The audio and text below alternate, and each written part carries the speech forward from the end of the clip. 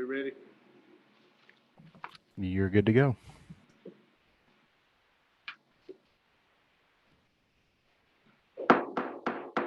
We call to order the Jackson County Board of County Commissioner meeting for June the 23rd. If you would, please stand for the invocation and the pledge. And Commissioner Peacock. Lord, we thank you for the opportunity to gather today as free citizens of our great country to make decisions that will have a major impact on the lives of all of our citizens. We ask that you would give us guidance and wisdom in all the decisions we make, that it will improve the lives of everyone. Lord, we will have contentious times, we know, but your guidance and your hand over our life, we'll get through these. In Jesus' name we pray. Amen. Amen. I pledge allegiance to the flag of the United States of America and to the republic for which it stands, one nation, under God, indivisible, with liberty and justice for all.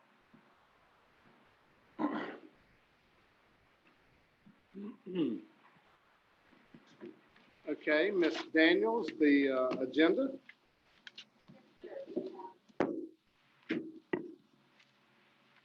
We have 3 additions. Under section 1, item Q will be request board approval of ranking sheet and contract for administration or the admin Lewis building. That will be presented right after item I. We have also an addition for item R, request board authorization for the Jackson County Sheriff's Office to submit for a grant, which will be presented immediately following item B. And then item F, update from Florida Department of Health, which will be presented immediately following consent agenda. And then 1 deletion under section 3, item B, request board approval of variance to Jackson County Code of Ordinances, section 74-40410A. Okay. What's the pleasure of the board? Chairman, I move that the agenda be approved with the mentioned additions at least. Okay. Got a motion by Commissioner Spires, second by Commissioner Hill. All in favor, raise your right hand. All opposed, like sign. Motion carried 5-0. Okay, has everybody had a chance to look over the consent agenda items? I have 1 comment on the consent agenda. Yes, ma'am. Under number 3, this is for the CARES Act funding, and in order to expedite that, we did go ahead and submit that to Florida Department of Emergency Management, and I signed it. So if you all could just reflect in the record that you authorized me to sign that, so that if they receive that, a ratification of that signature for them to proceed. So moved, Mr. Chairman, with a. Okay. Second. Got a motion by Commissioner Hill, second by Commissioner Peacock. All in favor, raise your right hand. All opposed, like sign. Motion carried 5-0. Okay, item B, Ms. Sarah Son, but Mr. Yes, state your name for the record, please. Kevin Arnold. Okay. Good evening, gentlemen. Good Sheriff evening. Roberts is requesting $13,189 from our marijuana eradication funds to perform some avionic upgrades to the sheriff's office fixed wing aircraft. And upgrades are a requirement to the FAA to get these done for the ADSB. And there should be a estimate that y'all have. So moved, Mr. Details. Chairman. Now, we got a motion by Commissioner Peacock, second by Commissioner Lockie. All in favor, raise your right hand. All opposed, like sign. Motion carried 5-0. Thank you. Thank you. Well, he has 1 other item, and also Miss Sandy, if she can go immediately following Okay. Mr. Arnold. Also, Sheriff Roberts is asking for the board to approve to submit an application to FLE for the coronavirus emergency supplemental funding grants. I think the grant total is $126,432. The grant will benefit the sheriff's office and the jail. So I don't have the details on the grant. So moved, Mr. Chairman. Second. And we got a motion by Commissioner Hill, second by Commissioner Lockie. Any questions or hearing none? All in favor, raise your right hand. All opposed, like sign. Motion carried 5-0. Thank you. Miss Sandy.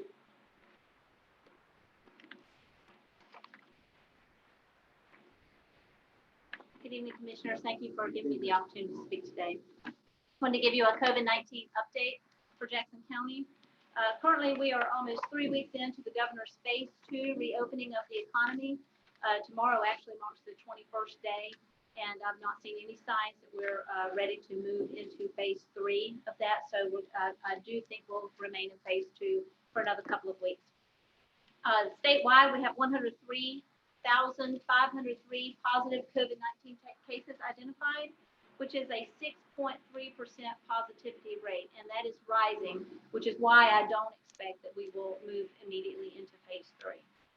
For Jackson County, we have 341 positives out of 4,808 tests, which is a 7.1% positivity rate, which is stable for us. We've been at I think we were at 3, then 2, and now we're at 1 for a little better than a week now. So we're running stable at 7.1. We are seeing that in the prison and long-term care facilities, those numbers seem to have plateaued somewhat. So we're not rapidly developing numbers there. Now it seems to be more in the community. And again, contacts of positive cases, typically those that one works with or family members of such. And that's what we're seeing. And in the younger crowd, our median age is 40. The hospital update, we do have 22 beds on the COVID unit that's available. We have 3 patients currently admitted, one of which is on a ventilator.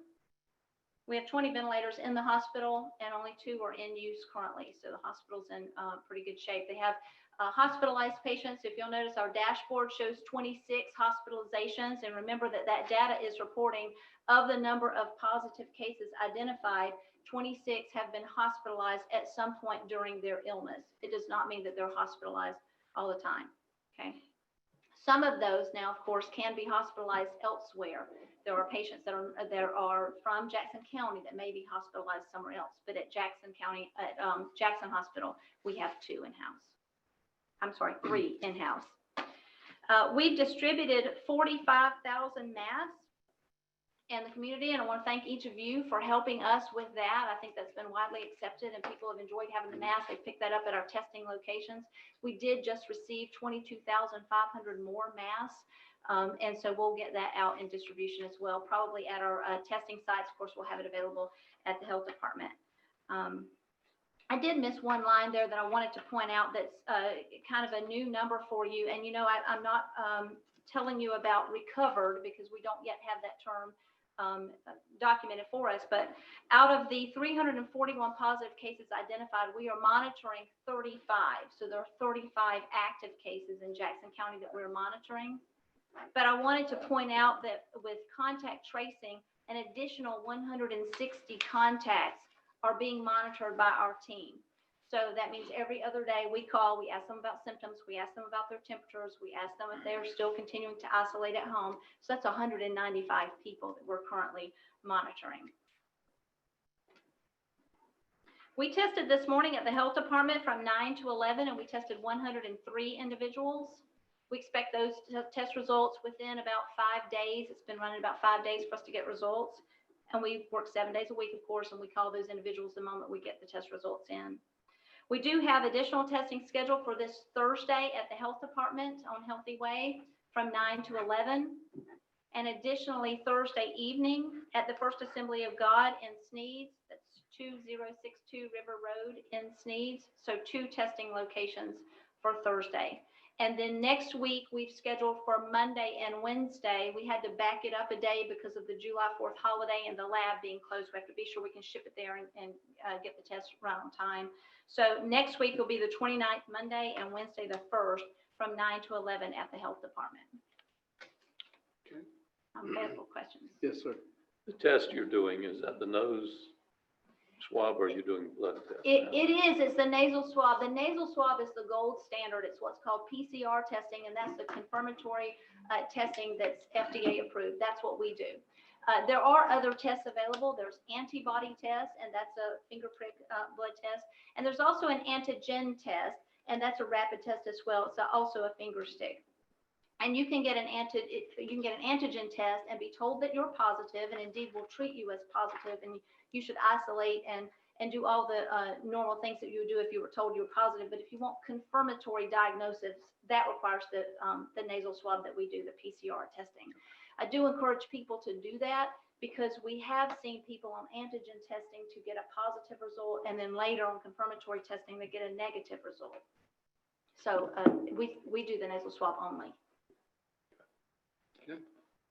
Anybody have any questions, comments? I just want to make sure you said 9/11, 9 to 11 at the health department, is that right, on next week? Did I read that right? Yes, sir. This Thursday, 9 to 11, and then Monday and Wednesday, 9 to 11 at the health department. Okay. And just this Thursday from 4 to 6 in Sneads. We're trying to fit in after-hours testing, and we're trying to get out further in the community. Okay. And of course, we're glad to go somewhere. If you think that there's a certain place that we need to be, we're glad to schedule that. Okay. I just want to tell Sandy and her staff that y'all are doing a great job. Absolutely. I know you're responding.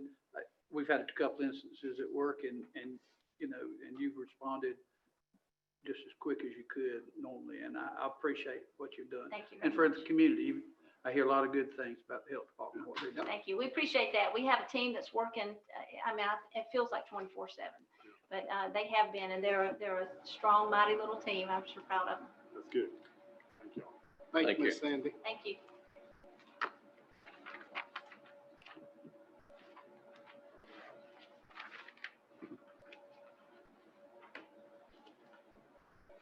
Okay, item C, Ms. Christy Andreessen.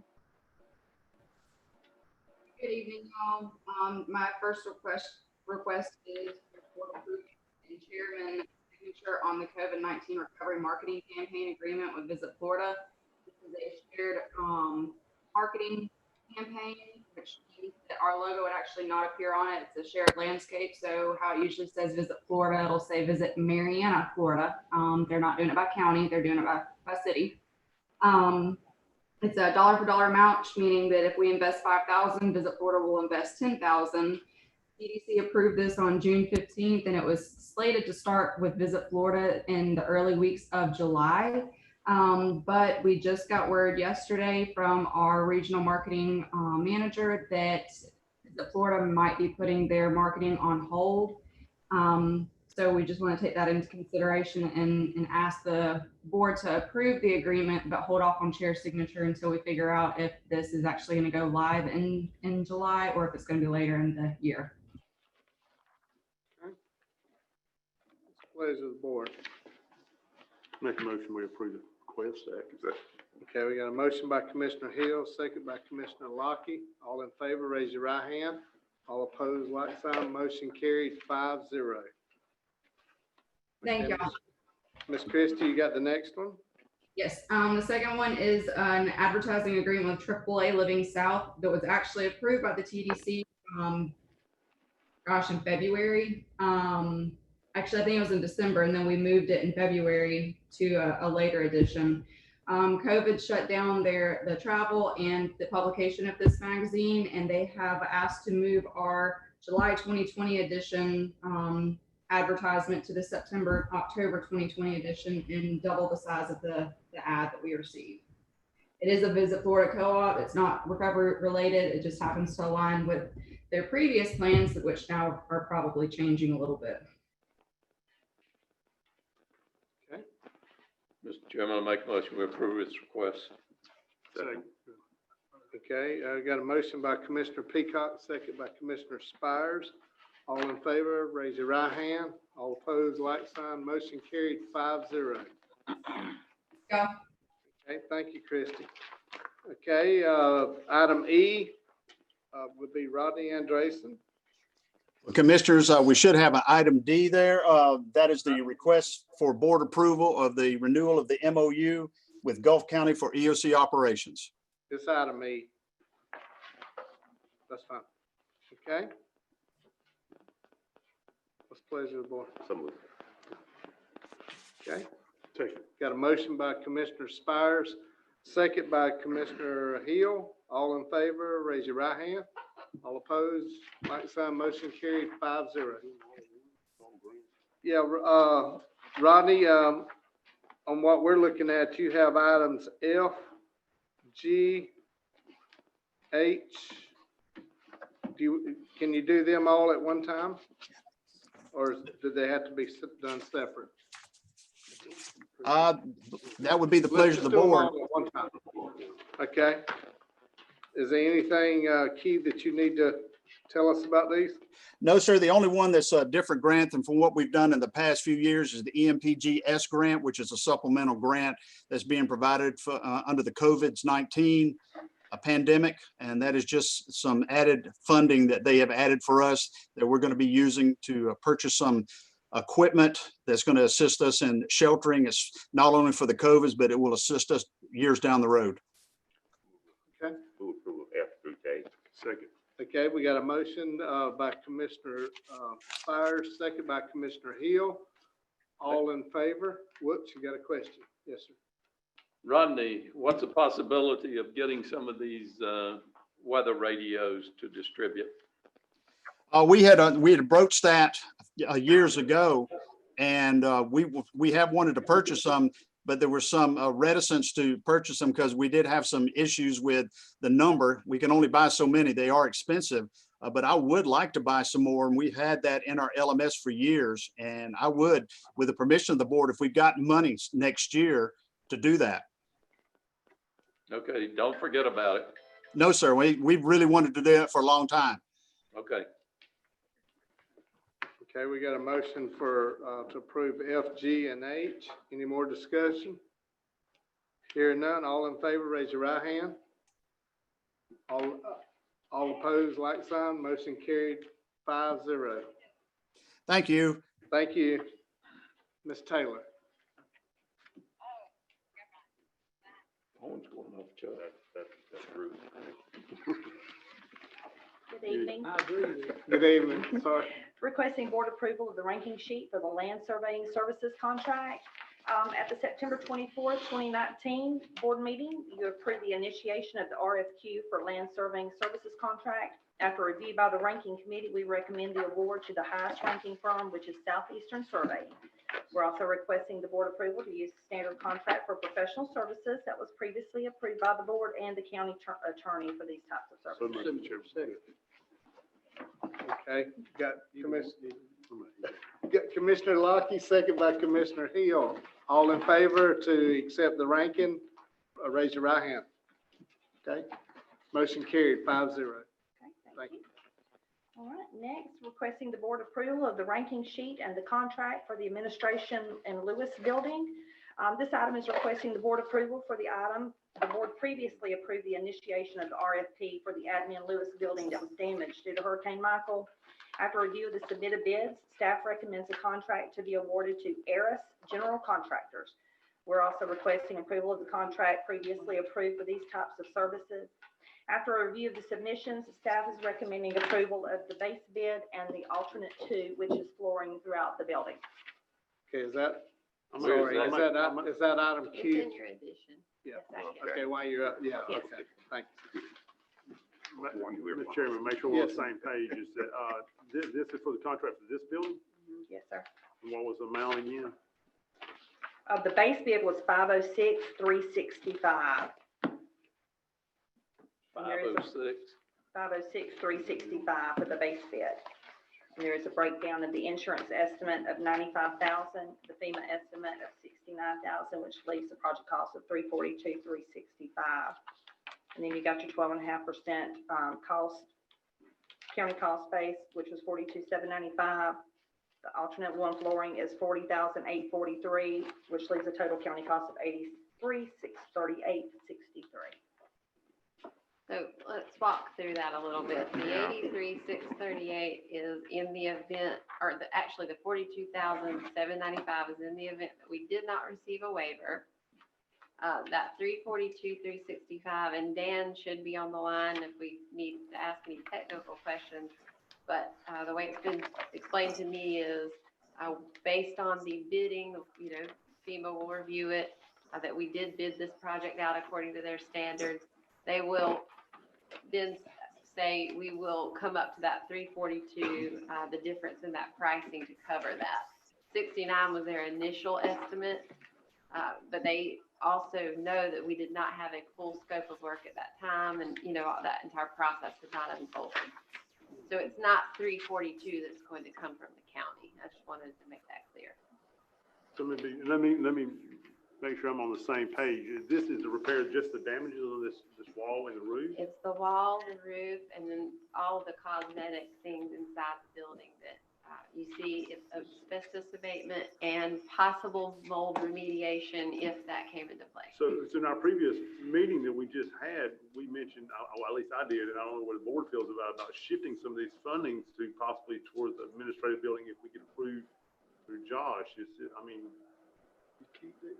Well, Noel, it is actually possible in a way to do that. The problem with that is we don't know that will come to fruition. So in the meantime, you have staff in a building that is, We've been here 2 years. Mr. Chairman, does that dollar amount include the facade on the front of the building? yes. Yes. Is this saying it was insured for 95,000? Yes, the 95,000 is what insurance estimate. Now, that's a good point because we actually will go back to insurance now that we have the full scope. There is actually a chance that insurance proceeds will go up some, therefore FEMA would go down. This is the one building that they wanted us to return to them once we got the full scope in. Any idea what we could insure it for once we do the repairs? I don't know the answer to that. That would be, I'm sorry, that would be through Albert and FACT about how much to insure it for. just concerned that we'll be paying, that we won't get it insured what we invest in. Well, You won't get that return. it's not that the building is only insured for 95, it's just that their estimate on what they're willing to give us for the damage is 95.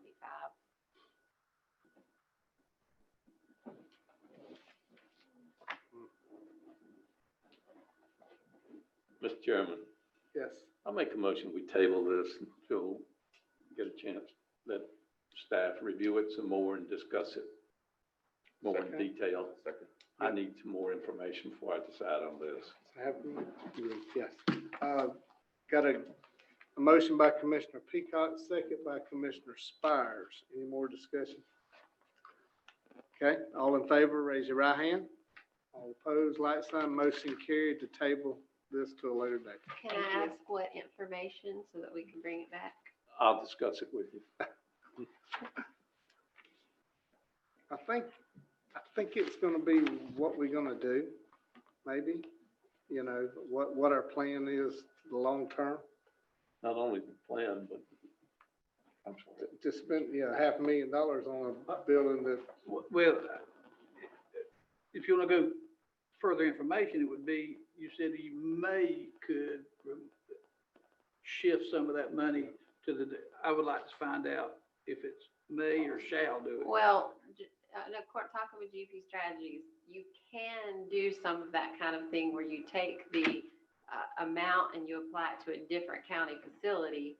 But the problem I see is we don't know when we may move, if we may get funding, and we talked about this a little bit in the last meeting, or whether it be through grant, whether it be through the school, if we were going to move there. There's a lot of ifs, maybes, desires. Meanwhile, we're here with a building that's deteriorating at best. But there's no harm in tabling it for a couple more weeks. That won't hurt. Thank you. okay, next item. The Chief Bruner. Yeah, good evening, board. Good evening. This is board approval to provide ambulance standby for the Freedom Springs Triathlon. The Freedom Springs Triathlon is going to be held at Blue Springs Park on July 4th between the hours of 6:45 and 9 o'clock in the morning for 2¼ hours of standby. And we're asking for the board approval and chairman's signature on the agreement for public services.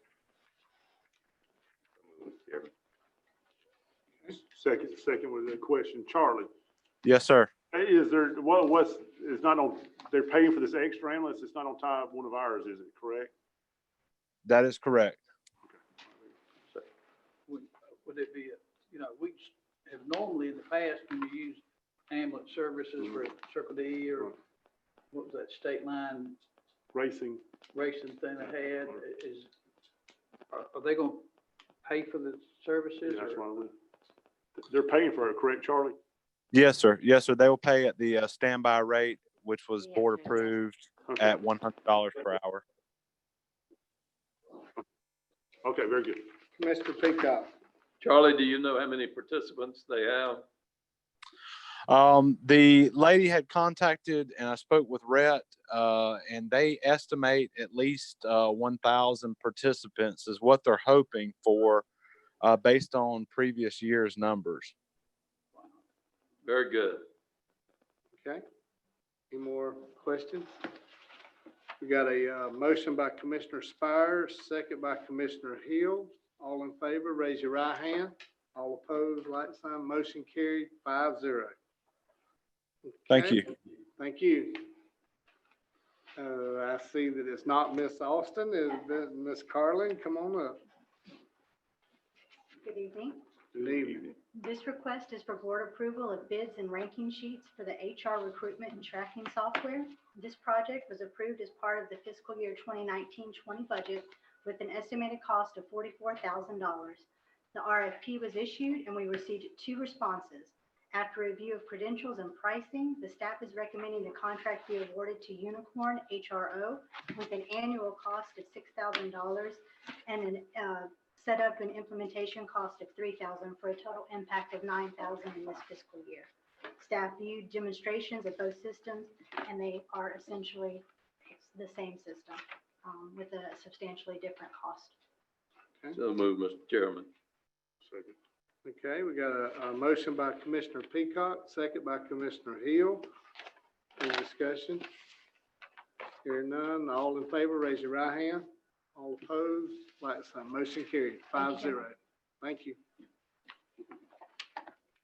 Okay, Mr. Scotty Taylor.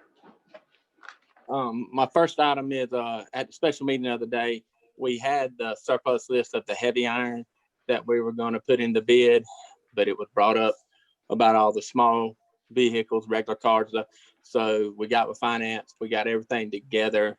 So we combined everything to one list to make it a clean bid. So this is just asking y'all to approve the additional 21 vehicles that we're going to add to the bid. So move, Mr. Chairman. Do I hear a second? I'm sorry, second. Oh, okay. Okay, Ms. Daniel. There's one that has been wrecked and we should be sending it back to insurance. They've already, or there, we had a title. William, you remembering you signing a title to send? So it's the number 154-08 needs to come off of this list. You can't sell it. Okay. I can't win. Do you go? Because it's wrecked and the insurance wants it. They're gonna pay us for it. Oh, they won't? Oh, they're going to buy it. Usually you can buy it back. I will take it off the list and I'll get it ready for them to load up and they'll bring us a check. Okay, One good deal, okay. sir. I got it, I see one, okay. Oh, okay. Any more discussion? Do I need to amend my motion to remove that one vehicle? Yes. Okay, what was it, 15408? 08. Will be removed, struck from the list. Mr. Rock, you'll be. Yeah. Okay, we got a motion to accept the modified list by Commissioner Peacock, second by Commissioner Lockie. All in favor, raise your right hand. All opposed, like sign. Motion carried 5-0. Okay, Scotty, next one. Commissioner Lockett had me do a cost estimate for him on Woodbriar, starting at Fish Hatchery through Carter's Mill. And I was requesting approval to go out to bid. Seek bids on that. Okay. We've got a motion by Commissioner Spires, second by Commissioner Lockie. All in favor, raise your right hand. All opposed, like sign. Motion carried 5-0. Okay. Thank you, Scotty. I think that's all for you. Yes, sir. Next will be item N. Is that Ms. Pam? Yes, sir. Good evening, commissioners, staff. Today, we're asking for the board to consider allowing us to approve secure emergency cleaning services for a number of our buildings. Due to COVID-19, the county had to discontinue the use of inmate services, and many of the staff took over on those duties. As the county begins to open back up the facilities to the public, we recognize that professional cleaning services would best be utilized. We believe that that funding can be provided under the CARES Act, and it would cover these costs and allow for us to maintain critical facilities through professional cleaning services. And we have the court administration, the judges have sent over a list they want to open by, I believe it's July 10th. And there are certain requirements that we have to meet, particularly in that building, in order for them to have court functions operate and to have it open to the public. And I believe Willan is going to discuss some additional items on the CARES Act. Okay, Commissioner Lockie. Are you gonna speak to this cleaning thing, or are you gonna speak to other things? I got it. Other things, but I can speak to this as well. And I understand, but this is a temporary thing for Through December 31st is when the funding is allowable through. And I know the potential motion was to authorize you to go ahead and secure that cleaning services. But the paragraph that bothers me, it says, we believe the funding is approved by CARES. Is it or not? It is eligible under CARES. It's just got to be tied to COVID specifically when we secure the contract. So that should say the funding will be provided under the CARES Act. Okay? Yes, sir. No question. I'm good with that. And we would need the board to declare it an emergency, and Michelle has feels comfortable with being declared an emergency due to the fact that by the time you go through a bidding process, I mean, the time is running short. We have received several quotes, so we do feel good about the pricing. A couple of people aren't even taking any additional cleaning right now. And then it's the contract we have at the health department that you receive the best pricing from. Is that correct? The individuals who had that, yes, ma'am. And they used to do our carpet and clean. Bush, I believe. Okay, Commissioner Lockie. Are we going to do this like for a time certain, 6 months, 8 months, or It 9? would be through December 31st, which is that time frame. Okay. And CARES funds will pay for it Yes. to that point. I just want to make sure that bleed goes to Will. Thank you. It will. Thank you. Okay, You need a motion? yes. Mr. Chairman, I make a motion, we approve this request. Okay. Okay, And Declare an emergency. I'm sorry, and declare an and emergency. declare it an emergency. We got a motion by Commissioner Peacock, second by Commissioner Lockie. All in favor, raise your right hand. All opposed, like sign, motion carried 5-0. Thank you, Ms. Pam. Okay, Thank you, gentlemen. okay, Ms. Daniels. Item O. Yes, this is a request. It's an update and a request for a few items. If you'll turn in your packet to page 202. This is just to give the board an update on the CARES Act funding that I have mentioned, and I tried to keep you all in the know about. So we will be receiving an initial release of funding in the amount of $1,839,498, which totals 25% of the total allocation for the county.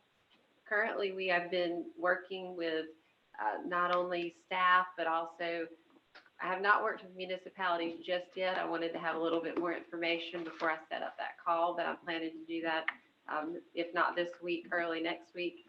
But I've been meeting with the constitutionals as well as economic development, chamber, housing, farm, Mr. Doug Mayo to represent the farmers, because there is a number of possibilities within this funding. So far, what I have in this packet is just to give you all an idea of where we could possibly create a potential. If you look on page 206 of your packet, This is not, I'm not asking you to adopt this or anything like that. It's strictly to give you an idea based on other plans around the state that we could just see visually what we could possibly fund through this money.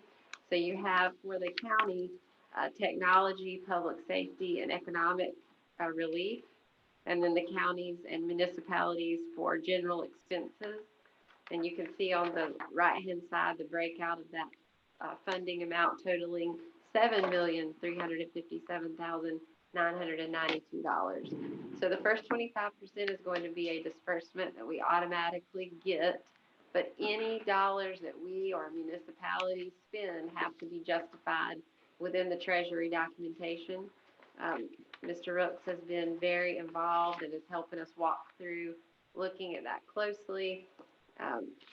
So we won't be allocating or designating using any of that funding until we feel very comfortable that it falls within the guidelines. This is more just to give you all an idea of some of the things we're looking at. As far as the items tonight that I'm asking, in an effort to, because we only have till December 31st, that's a hard time frame to spend that kind of money in, if even possible at all. So one thing that I would like you all to consider is to establish an OPS CARES program coordinator. In meeting with Mr. Rooks and staff, the Deputy County Administrator and others, we have determined that you're going to need a person that will be the point of contact for municipalities for programs that may get established under this for agriculture, et cetera, some place for them to bring applications and that sort of thing. This will be a reimbursable or an eligible expense under the CARES program. I'm recommending that we create a CARES program coordinator, OPS, which would end December 30th at $20 an hour, if you all would consider that. That's reimbursable. Yes, it's an eligible expense. So moved, Mr. Chairman. Second. Okay, we got a motion by Commissioner Hill, second by Commissioner Peacock, but. To create the Commissioner Locke. OPS position. Right, yes, Yes. yeah, just OPS. Just that, that's all. Someone to Yeah, that's all, Yeah. that's all my Sorry, I was motion trying was, to just get the you, OPS. but we That's got- Okay, any more questions? right. One more, William, real quick. On this breakdown here, that's just examples of It's things. just an example. Okay, that's, Yeah. where did Well- you extract this from? Well, we used it from a number of sources, Okay. but I believe, what was the county we referenced? Okay, Some so of the these are larger- things that were successful. Well, that they're doing, yes, Yeah, yes. Yeah, but we Nothing's can happened yet. modify, Oh, yeah. we can modify and Right, move yeah. that. These are not etched in stone. Right. Okay, that's why, yeah, that's why, because as soon as we can get, I know y'all will, just as soon as we get some, I get, best we can, rock solid guidelines, and we can, kind of figure out what we want to do with it. I want to talk about something. Okay, well, yeah, go ahead. Oh, we're going to, I assume we're fixing to vote. Yes. And I do have a question on something else on this. Oh, We're okay. just taking it one at a time, so just Okay. talking about the OPS for now. Yeah, Okay, we got a yeah, motion. yeah. Lord have mercy. Yeah, I Who made was my- it? Motion to. Okay, we got a approve. motion by Commissioner Peacock, second by Commissioner Locke I made to, the motion. Made the motion. It's all right. We know. I just. just as long as they got it, As long as you get- okay? All in favor, raise your right hand. Mhm. All opposed, like sign. Okay, now, Commissioner Locke, you were first.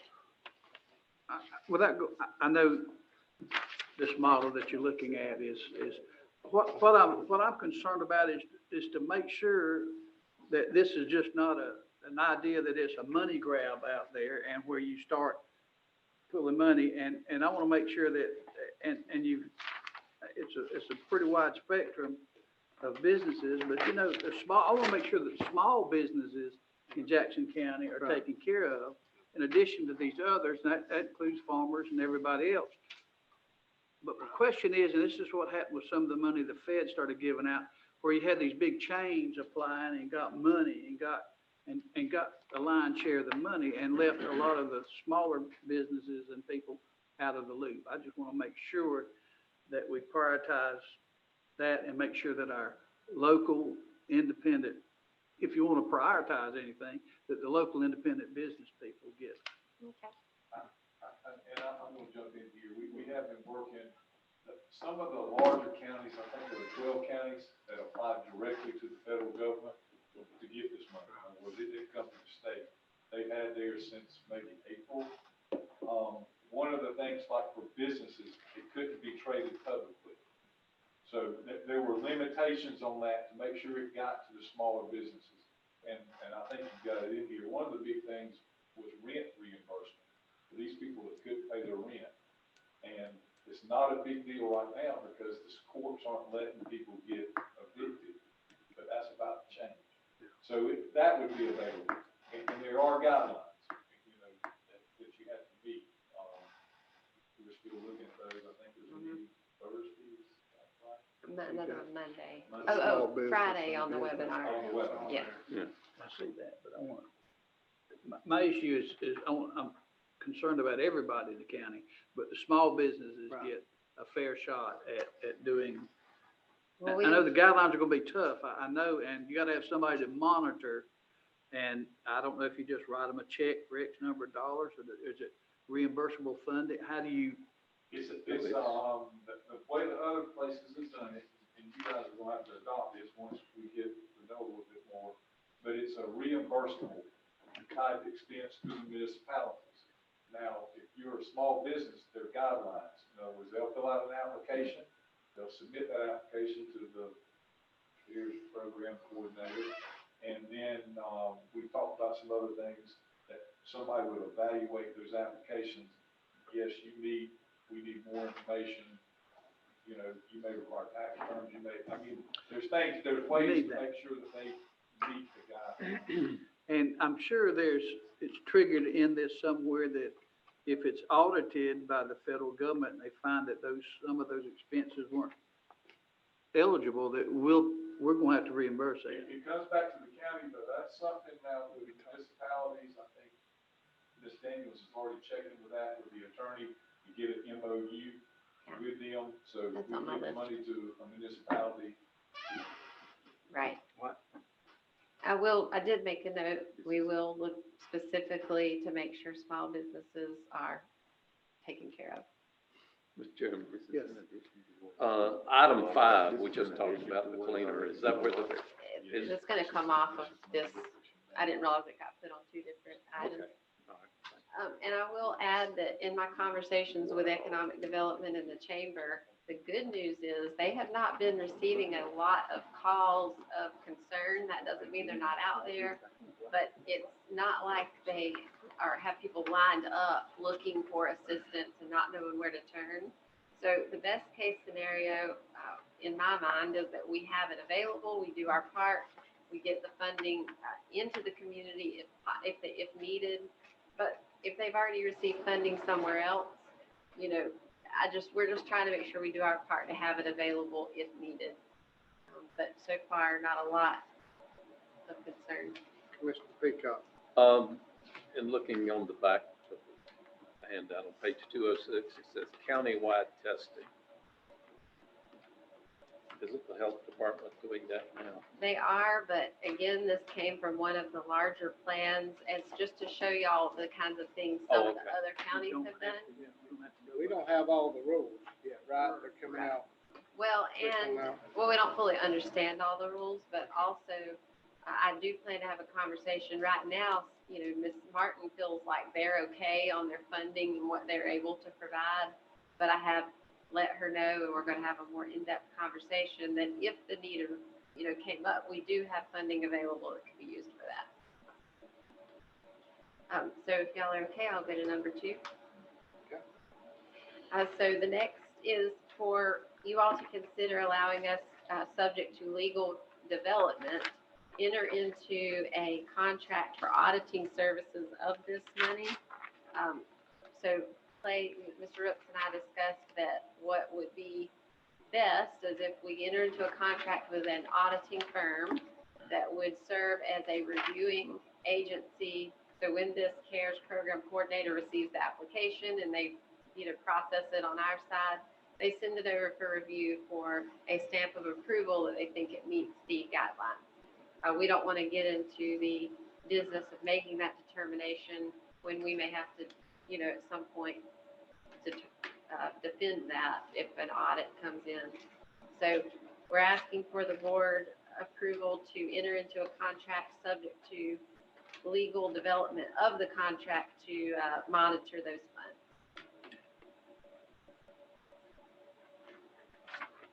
Need a motion? Yeah. Yes. Right, so move, Mr. Chairman. Second.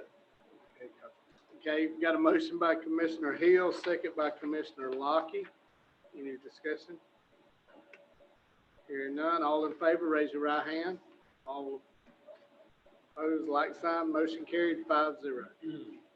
Okay, The next item is something that I would say is subject to the auditor, sort of reviewing the documentation and providing a determination for eligibility. But at this point in time, we have been led to believe that the CARES funding would provide the option for a staffing of a 6th ambulance. This will be through December 31st only. So just a temporary measure if the ambulance is substantially dedicated to COVID-19 response. So what we would do is dedicate that 6th ambulance. It responds. It doesn't mean it can't respond to other things, but it substantially responds to COVID-19. It is an actual need. I know when Sunland was at its highest, they were running calls almost constantly to Sunland. It would have been nice to dedicate an ambulance to that. Then it can be decontaminated, that sort of thing. And then I'll just go ahead and talk about number 4 as part of the same item, but y'all can separate it out if you choose to consider it. We also have been led to believe that CARES funding can purchase an ambulance. So we're asking for the board to consider, subject to, a third-party review indicating that those 2 items are eligible for you all to consider. 1, to fund 6 positions through the end of, just through December 31st. That to fund a 6th ambulance, as well as the purchase of a 6th ambulance from Fraser. it's in the front. Should be in the front of your, is that right? Yeah, Oh, I didn't do that. it's 100 Sir, and 184,000. so you, maybe, I'm sorry, maybe I'm on the It's- line. it's- I'm You're back right. there. Here. I just know how to get it. Here. In front of your book. That's right here. Listen, I've been Okay. in the redheaded stitch job before. It's in 2 or 3 places. Okay. It's all I'm right. sorry, I was trying to catch you up. You So- have a question? I yield to him. Okay, I'm sorry. So we're going to get someone to review it to make sure this will pass the test. Right. Mr. Chairman, I make a motion to approve this request. Was that, I'll second Item- this, yeah.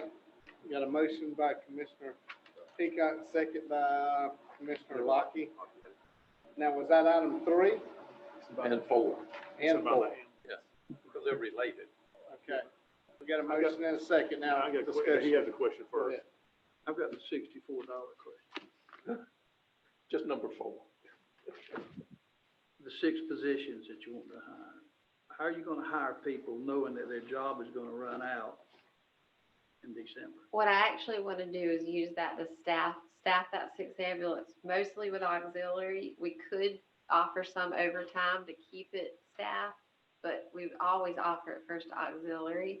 I'm not recommending we make temporary positions, though we could, but that's what auxiliary already really is. So, Which we ran 6 for some, right? Yeah. right. So this will just. Yeah, fund it. and fine, if you're gonna use existing Yeah. personnel, I don't have a problem with that. Just, I would just hate to know we're gonna advertise 6 That's not, positions. and I should have been clear on that. That's not what I'm recommending. I'm good. I'm good. Yeah, and my question is, again, I told Charlie earlier, so I just want to make clarification. This is just till December 31st. Is it going to be 24 hours, or is it like we had said during budget time last time, was for 12-hour shifts? I'm not sure on that. Charlie might Well, can I speak would to that. recommend 24 only because it. If it's is reimbursable, eligible, 24, right. absolutely. Yeah. And because we've had trouble getting the 12-hour shifts picked up. So, I mean, the idea is to truly relieve those calls, Right, the sure, truck absolutely. be covered. So we can get an ambulance Well, underneath that group? I would actually ask that y'all break that into 2 motions. 1, because we can start the 6th truck tomorrow, no problem. I feel confident that is eligible. It's the ambulance purchase that I would want, Well, the third motion was party. if it's approved, if it's eligible. Okay. So, I mean, if you find that one of them is not eligible, don't do it.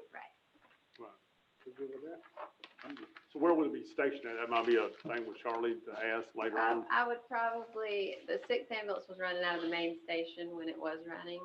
So, because most of those COVID calls, at least at that point in time, were coming right there from Sunland. Okay, but just to be clear now, this ambulance has to be designated Corona only? Substantially dedicated. That doesn't Okay, mean but it can't do Used for other other things. things. Oh, the reason I'm saying that, because we've only had like 4 patients, transported here or there, and I think a couple yesterday. So I'd like to make sure that we don't get stuck with, we're not meeting the criteria substantial. No, it's just that would be the ambulance that mostly responds. You But will others designate can- Okay, that's fine. As I mean, I don't have a problem. I just don't get a situation they say, ambulance. y'all not, Yeah. okay, that's fine, absolutely. Okay. You got a motion and a second on the floor? Yes, ma'am. Are we using the Houston, Galveston? Yeah, whatever? Fraser. Yeah. Okay. All in favor, raise your right hand. All opposed, like sign. Motion carried 5-0. One question, Willie, and on that, they don't have an ambulance in time? Because I understand they're like 8 months lead Well, time on them right now if you pay today. They actually gave him an estimated time of December to have it before that deadline. So that's one of the questions is, if it went past December 31 before we actually took possession, but we paid ahead, would that be eligible? So But that's, what are we gonna use in the interim? there, We have- an They extra got one. ambulance. Okay, that's why I was wondering. I thought you Yeah. had to So we specifically can- use that We're ambulance. trying to kind of do both, use an existing ambulance, also pursue getting one that, and he, the neat opportunity is he can actually get some extra things on the ambulance that Yeah, are that's for fine. That's great. Yeah. decontaminating, et Just- cetera. just- I saw some ultraviolet lights or something. Yes. All kind of stuff on there. Commissioner Lockie. Mr. Chairman, on page 203, you have the 6 positions listed. Are these the same positions that's on the back of the page, on top of the page? 205? Yeah, that's just showing you the detail of how the money was, how the amount was, calculated. Ooh. It's So, the- but the salary differences are different. Okay, that's annualized, okay. Okay, yeah. Oh. Thank you. Okay. Number 5, you all already addressed in the previous agenda item.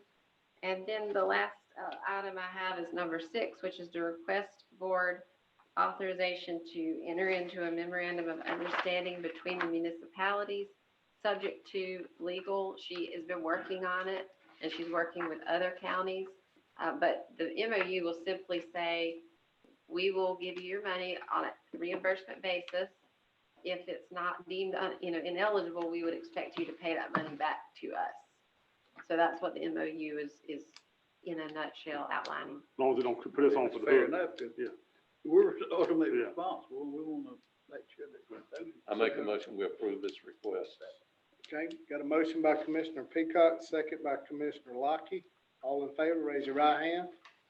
All opposed, like sign. Motion carried 5-0. And I wanted to thank Mr. Rooks. He's been very, very helpful to me personally on this, and it's been very proactive, and I just really appreciate that. And also, I realize I've presented a lot without a lot of documentation. It's a lot happening, and I just want to not slow down the progress of it by waiting. But it is unfolding. Michelle's been very good and proactive as well in working on this document. So, thank y'all. Okay, Oh, the next item. yes, you do. Yes, so request board approval of chair appointment to Career Source Chipola Board. This is the term for which Arthur Ovar serves is expiring on June 30th. And so he has also agreed to serve another term, and we're asking for the board's consideration of that. So move, Mr. Chairman. Second. Okay, got a motion by Commissioner Peacock, second by Commissioner Spires. All in favor, raise your right hand. All opposed, like sign. Motion carried 5-0. Okay, so item Q was already took care of, right? And item R. Next will be NS. So, okay, we go into the community development and Miss Wendy. Good evening, Commissioners. Evening. Just want to let you know if I lose connection, I apologize, and I will call right back. I did lose connection twice during the meeting. Okay. So agenda A, item A on the agenda is a request for board approval of the reassignment of SHIP Program Rehabilitation Specialist Inspector. On June 9th, 2020, a letter was received from Mr. Ted Tyus advising that due to unforeseen circumstances, he had to terminate his contract as the rehabilitation specialist with the Jackson County SHIP program. Mr. Tyus served as inspector for the program since 2016. He was an asset to the program as he was very thorough in his inspections. He understood that the program was for the benefit of our residents and always made sure that their needs were met in accordance with the program guidelines. The SHIP program administrator, Emerald Coast Regional Council, has an inspector on staff and will provide assistance moving forward with no loss of service. Requesting approval of the change of the SHIP program inspector with permission for the chairman to sign.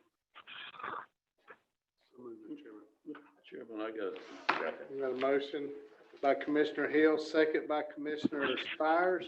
Commissioner Peacock. Ms. Wendy, are you going to try to hire someone out of the county to do these inspections? No, sir. Emerald Coast Regional Council is the program administrator, and they also serve 3 other counties, and they have their own inspector. We kept Mr. Tyus on because we originally had a contract with him prior to changing over to the SHIP administration by Coast Regional Council. So we're asking that you all will approve for them to use their inspectors. Well, I've heard some bad things, so that's why I'm concerned that we're getting someone from out of the county who's not familiar with what's going on, and we may have more problems. I believe they had hired through a professional inspection service.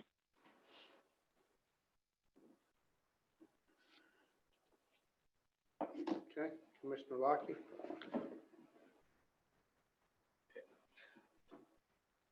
Just thinking through this.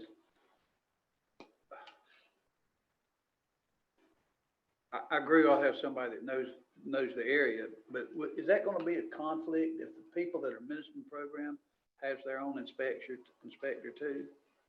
Well, it would just be sort of like the same scenario in my mind of what we had when we administered the program ourselves, and then we also contracted the inspector. It's the same concept.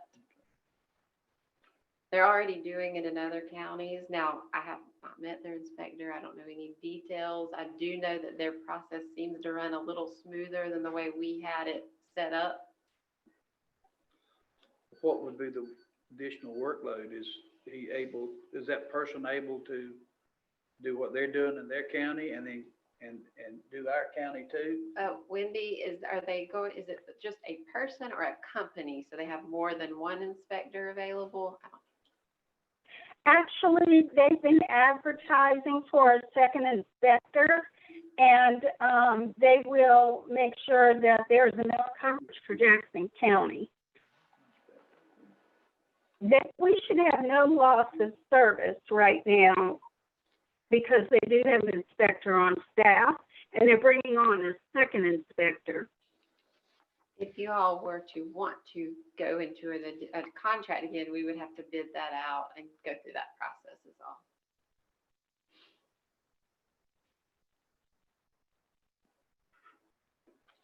When is Ted's date of resignation effective? No, you got the. He sent a letter tonight. I don't know if that's his June 12th, effective June 12th. Okay, So if we do this, how long do we, if we have issues, how long will it? Well, Do we I would have to do it? recommend one of two things. Either you go ahead and reassign and you make the decision to go out to bid and you pursue that route, or you reassign and maybe we get a status update in 90 days, a set date to see how that's going. But we have We to have do to have something, or somebody. otherwise no one's getting inspections in the meantime. Right. So that's just, that cost that we're paying now, or we're paying to Mr. Tice, we will pay that fee. How's the fee structure work with them? I don't know the answer to that. Wendy, do you know how the fee structure works for their inspector? Yes, ma'am. A lot of theirs will get paid out of the award amounts. That's how they do it throughout the other counties.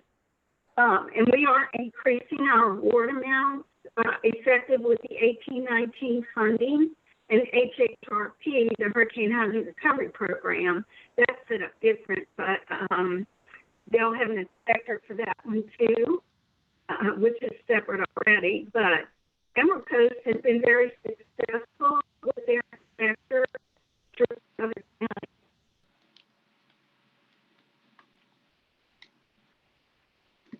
Okay, so. I can't help with that. I couldn't hear the last one. Just thinking out loud, I'd love to see somebody local. It could end up being someone local, but I don't know that. Like if they're advertising for it, someone local could be the person that pursues that, but. They're ahead of us advertising. Well, I think But they're we need- advertising an additional position that may not just serve Jackson County, but I imagine it's with the intent of taking us on. Can we do that on a temporary basis, say for 6 months till we can see how this is gonna work out? Sure. We could report back in 6 months on the experience that we've had. Okay. Any more questions?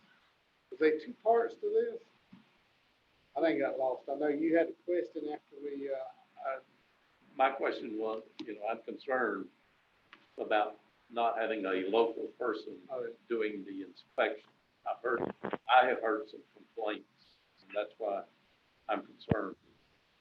So if we do it for 6 months, That'll give you time. for whoever made the complaints. motion can amend the motion to do it for 6 months only. Well, we'll just do it for 6 months. If the report is not favorable, we would just need to extend that long enough to go out and bid to hire us. okay, you're gonna have to He tell made me, the who made the motion? Yeah, I'll amend my motion to include 6 months, To review it after 6 review after months. 6 months. And then, okay, the motion was made by Commissioner Hill and second by Commissioner Spires. We good? Okay, all in favor, raise your right hand. All opposed, like sign. Motion carried 5-0. Okay, Miss Wendy, item C. Is that right? Item B is, Deleted. yes. Item C. She must not be able to get back on. I'll do it. She just dropped from the call. Okay, This is board approval for a temporary use permit for Freedom Spring Triathlon, which is what you all discussed earlier for the ambulance. The planning commission did recommend approval, and we are asking for you all to consider approving it for Blue Springs Recreation Park on July 4th, 2020. So moved, Mr. Chairman. okay. Got a, motion by, Yeah. motion by Commissioner Hill, and I had Commissioner Peacock second. All in favor, raise your right hand. All opposed? I say yes, sir. Yeah, okay. I'm with it.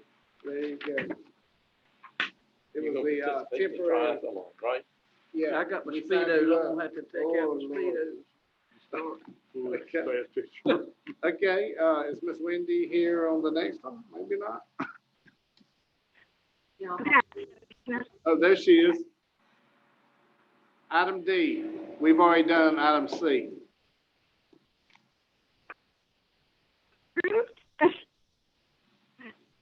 Okay, Yeah, that's what Lance. Breaking, Okay, we're gonna go ahead with Ms. Willan to do item D. so this is a request for board approval of variance to section 74-1051 and section 74-493.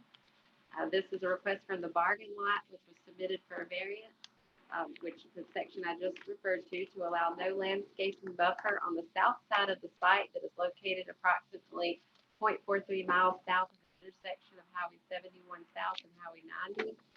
The planning commission did recommend approval at the June 15th meeting. And I am, though I don't actually, I do believe it references, this is actually a request from the adjacent property owner. It's not a request from the business. The adjacent property owner would like to have line of sight and to just be able to see. And so we are recommending that the board approve the variance. So moved, Mr. Chairman. Second. Okay, we got a motion by Commissioner Hill, second by Commissioner Peacock. All in favor, raise your right hand. All opposed, like sign. Motion carried 5-0. Thank you, Miss Wendy / Miss Willan. We'll move on to, are we correct? We in the other matters now? Okay. Miss Apostle Johnson, are you on the line? Good evening. God, Yahweh, sent me before the county commission requesting free counseling for the public on a volunteer basis, granted to give me space to use once, twice, or 3 times a week. Okay. Sorry, Miss Apostle Johnson, no action tonight. Thank you. You're welcome. Okay, next we have on the agenda, we have Mr. Darren Pollock. Yes, sir. Are you online? Okay, good deal. How you doing, board? Fine. Thank y'all for having me. I'm here representing the citizens of Jackson County on behalf of the Street Philosophy Institute, my organization. I'm here in particular to talk about our proposal that's grounded on a petition with over 7,000 signatures to remove the lynching tree, or the oak tree in front of the courthouse that was the site of the Clyde Neal lynching, which is arguably the most egregious mass public lynching to ever occur in the United States. And also I'm here to talk about how we could possibly erect a memorial in collaboration with the Equal Justice Initiative out of Montgomery. So if I could have your attention for a few minutes, I can go through our presentation. I was told there was supposed to be, you all had access to our slides. Is that true? We've got it in our book, I do believe. Oh, okay, I thought it was going to be presented, but that's okay. Well, we all have, we all have it right here before us. Okay, so I'm gonna start with the third slide, and I'm gonna proceed from there. I have my colleague also on the line, Walter Codwell, who will be assisting me. Is he unmuted? Okay. So I would just proceed. So I want to start off by telling you all a little bit about my organization. So first of all, I was born and raised in Jackson County. I'm a graduate of Cottondale High School. I went off and attended college at Morehouse College, and I'm now currently finishing my doctorate degree at Harvard University. So through my education, I learned one thing: knowledge is power, and ignorance is darkness, and it can only lead to darkness. So with that in mind, my organization, the Street Philosophy Institute, has been dedicated to helping empower citizens so that they can understand what it means to be fully informed in our democratic society. So along with that, we engaged in a few projects in the last couple of years. First began with Hurricane Michael. We raised over $5,000 for people who've been disenfranchised due to the hurricane. Okay, I think I now see the presentation up. Yeah, there you go. So we raised over $5,000 for Hurricane Michael victims because we believe that you can't have an informed citizen if they do not have access to basic goods like food. So in addition to that, we also led recently a voters' rights campaign that's particularly targeted at felon voters in lieu of the Amendment 4 Act that just passed recently in the state of Florida. And so all those programs are just symbols of what our organization is trying to do in our community to push it forward and to have people be informed on what is going on. Now, the particular issue that we are concerned with at the moment is, of course, could you take it to the next slide, please? Next slide.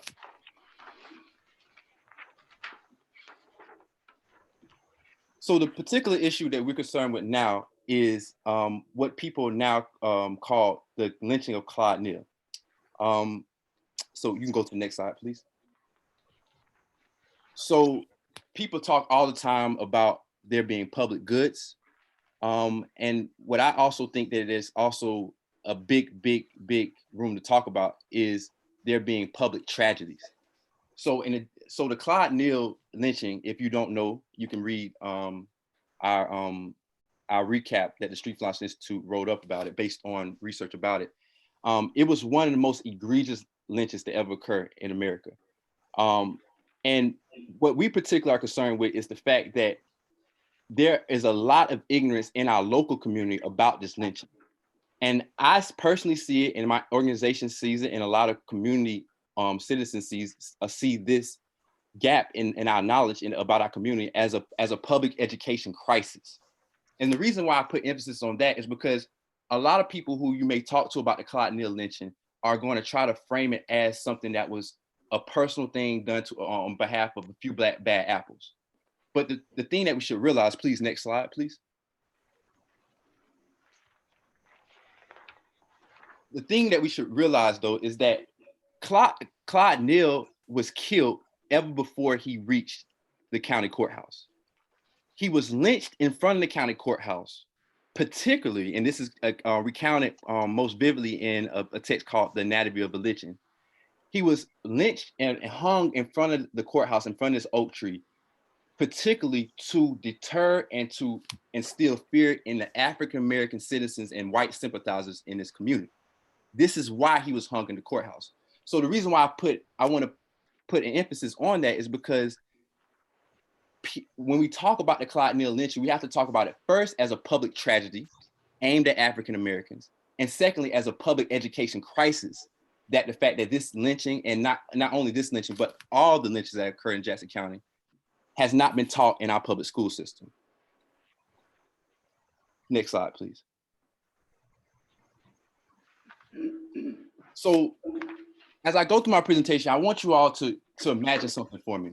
I want you to imagine your daughter, your son, or your granddaughter, or your grandson going off to college somewhere in Florida, or maybe somewhere not in Florida. And let's say they take an intro to history course, or some kind of general education course where they learn the history of America. And let's also imagine that they're in their course and they're sitting by a friend, and this friend looks and they're reading about lynching in America, and the Claude Neal case pops up. And let's say they look at your granddaughter or your grandson or your son and daughter, and they say, "Hey, aren't you from Marianna, Florida?"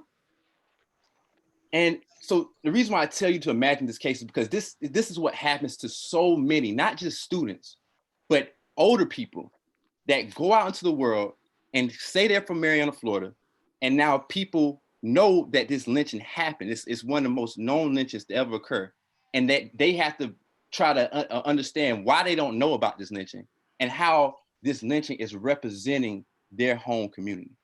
So that is why we are really concerned about this as a public education crisis. And this is a picture of Mr. Neal Lynch. Next slide, please.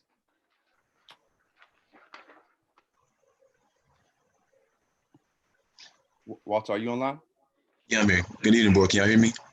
Yes. Yes. All right, good. I want to thank you personally for allowing us to be a part of your meeting today, have us on the agenda. What I do want to go through some quick facts really quickly that we've gathered. On the first point, it says, planted by a freed man, this lynching tree was planted by a freed man and prominent Black businessman, Aesop Bellamy, in 1873. The second point, I'm going to just read through these first and then explain afterwards. The second one says, located in front of Jackson County Courthouse. It allows us a second street from the northeast side. If you will, go to the next slide.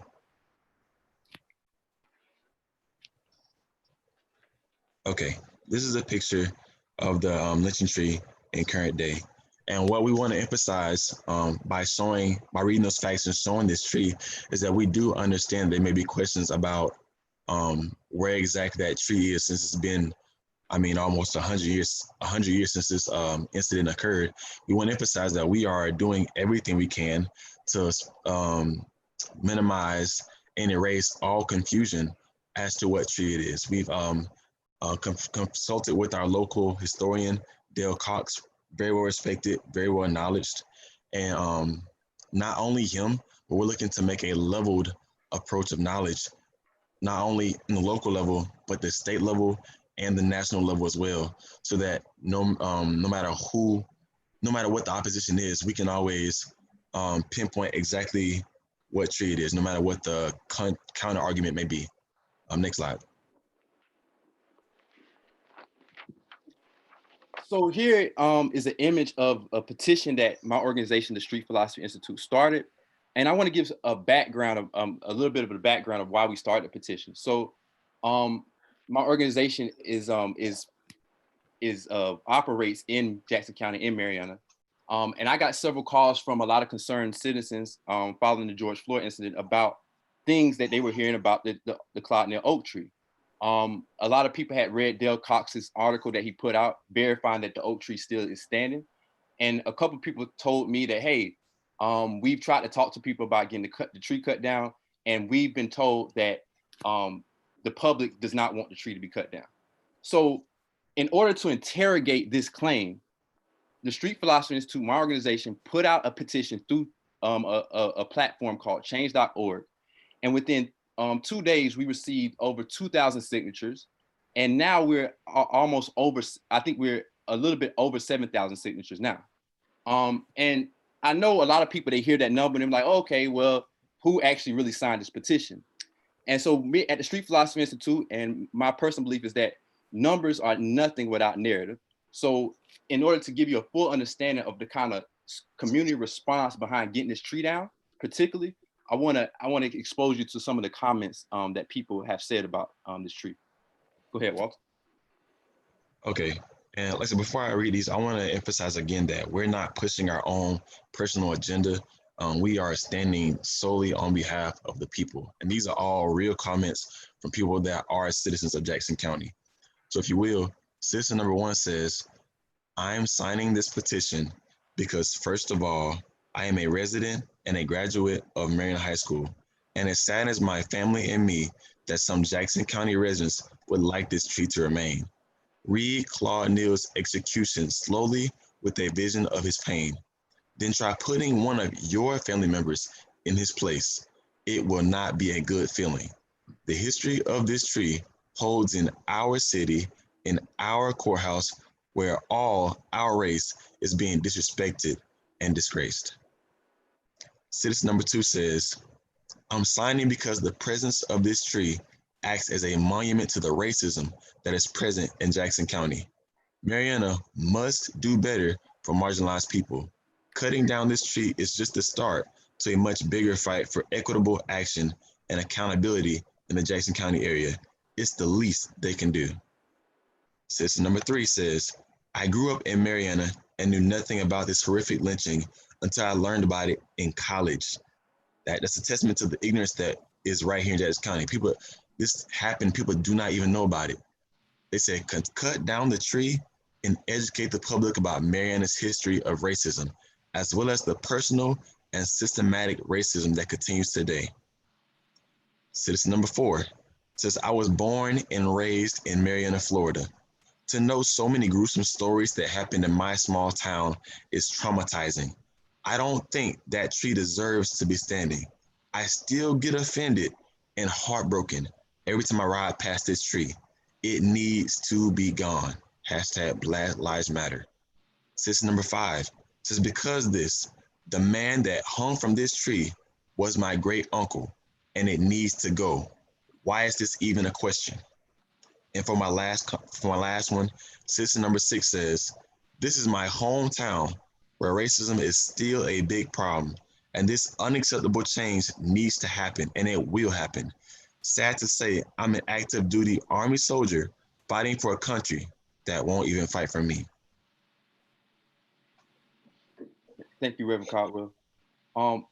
So board, I want to close by giving you an insight on the proposal which you all, it should be the first page in your pamphlet.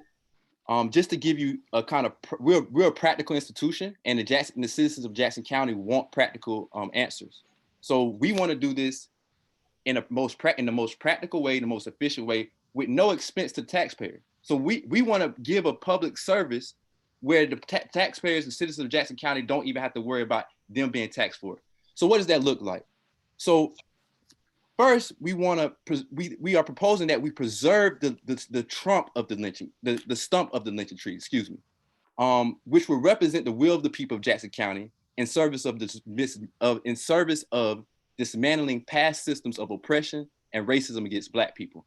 So we want some kind of remnants of the tree to remain, because as people have noted in the community, other Black leaders and other leaders, regardless of the Black community, have noted that we want the children and we want uneducated people to know that this is where the lynching happened.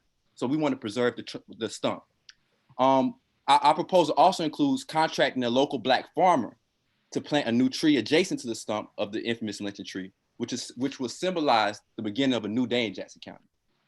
And lastly, we want to install a memorial at the site honoring the victims of lynching in Jackson County. So these are three things that we don't think that anyone should feel is too much to ask, because we are trying to educate and we also are trying to preserve the history. So how are we going to do this? So in terms of the memorial, we are already in conversation with representatives from the Equal Justice Initiative. And so they are offering to not only help fund the memorial site, but also provide educational programs and educational awareness around this mass public lynching.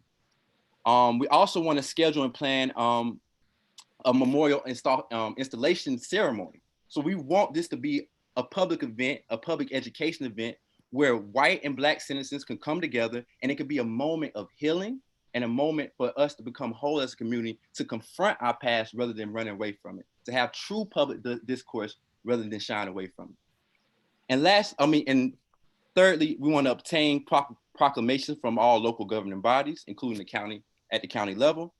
And lastly, we want to develop culturally inclusive, this is lastly and most importantly, we want to develop culturally inclusive educational components related to the history of lynching in America for proposed incorporation into the curriculum of Jackson County schools. So that's all that to say this. It is a true, genuine travesty for anyone, white or Black, to leave this county, even a mile, and not know about its history, not know about the countless numbers of people, white and Black, that were harmed because of their commitment to social justice, their commitment to certain basic values that we all can affirm as Americans. So with that, I want to say thank you to the board, and thank you for the citizens of Jackson County for allowing me to represent their demands. Thank you, sir, for the presentation. Do we want to public now or later? You have one more. Yeah, I know, but I'm talking about this. Okay, thank you for your presentation. And we'll move on to item C, which I think we have some more discussion on the tree at the courthouse. Mr. Orlando Williams, are you online?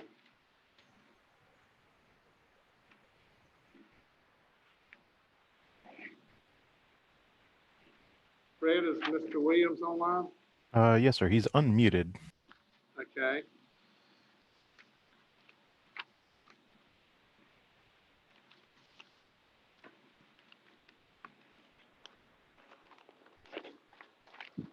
Mr. Williams?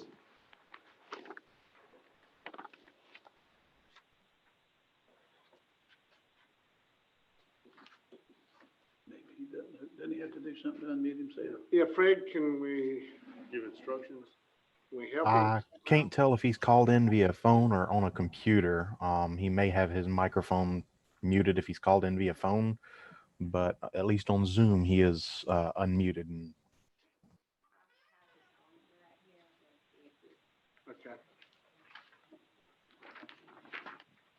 He may be able to find if he's on a computer, he may be able to find at the bottom left a button that says mute and click that to unmute.